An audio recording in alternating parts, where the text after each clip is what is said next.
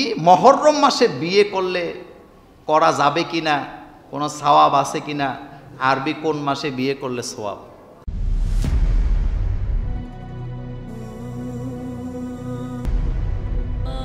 Al Wasatia, enjoy the Quranic message.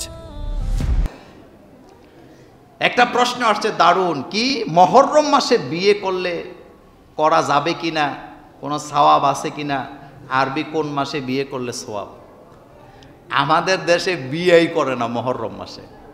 আমরা ছোটবেলায় একটা কিতাবে পড়ছিলাম, বেস্তেজিউর আশরাফ আলী থানভী রহিমাহুল্লাহ লেখা, ওখানে আমরা পড়ছিলাম যে আমাদের দেশে কিছু লোক আছে, বিশেষ করে শিয়া যারা, তারা মুহররম মাসে পান খায় না, বউর কাছে যায় না, বিয়ে করে না, কয়টা কষ্টের মাস, এগুলা করা যাবে না। অথচ বিয়া মুহররম মাসে করা দরকার। বিয়ে কোন মাসে করা দরকার? এটা বিজয়ের মাস। বলেন এটা কি মাস? এটা বিজয়ের মাস। এটা বিজয়ের মাস। আল্লাহ কোরআনে বলছে এটা বিজয়ের মাস, শ্রেষ্ঠ মাস। এ মাসেই তো বিয়ে করবেন। বউর কাছে যায় না, কয় কেন, কয় এই হয়েছে। আবার মাঝে মধ্যে একটু একটু পানি খায়, আর বেশি পানি খাওয়া যাবে না। কারণ কি, কয় ইমাম হোসেন পানি খাইতে পারে নাই, পায় নাই, আমি খাবো না। তো তুই না খাইয়ে মরি যা, তুই বাইচে থেকে কোনো লাভ কি বেটা?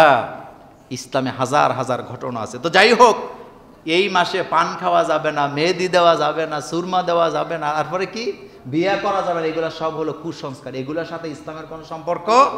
আর বিয়ে মুসলমানের জন্য রাত দিন, সকাল বিকাল, মুহররম, সফর, রবিউল আউয়াল, জিলকদ, জিলহজ, জুমা, এরপরে শনি রবি, বাদ নাই। যখন মন চায় তখন করবেন।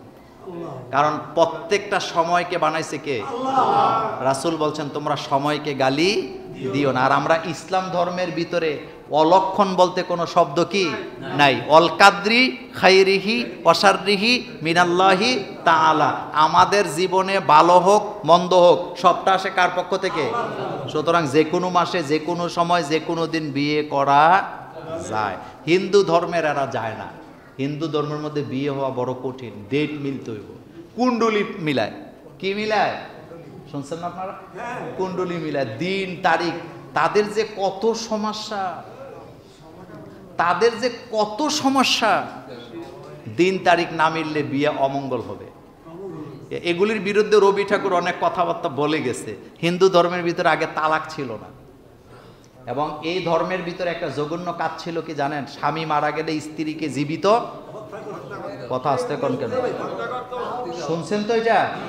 এটা ছিল, এটা ছিল। তো যাই হোক, আস্তে আস্তে এরা যখন শিক্ষিত হচ্ছে, এরা কিন্তু এখন আবার ইসলামও চর্চা করে, এটা ভালো খবর।